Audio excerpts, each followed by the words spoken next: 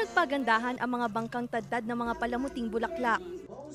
8 boat concessionaires ang lumahok sa panagbanga fluvial parade. Bawat bangka sumisimbolo sa tradisyon, mayamang kultura at kasaysayan ng Cordillera Region sa fluvial parade. Ang boating experience ng mga turista mas pinalevel up matapos matunghayan ang mga naggagandahang bangka.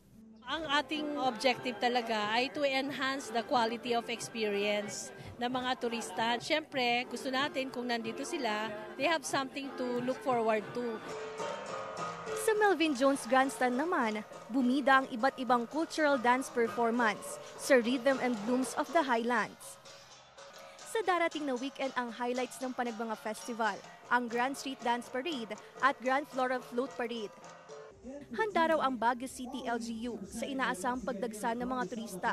Payo nila sa mga aakyat sa City of Pines, gumamit ng mga pampublikong sasakyan upang di maipit sa trapiko. We're trying to do our best to improve our public transport system dito. Hopefully, mapast-track natin yung smart mobility transportation system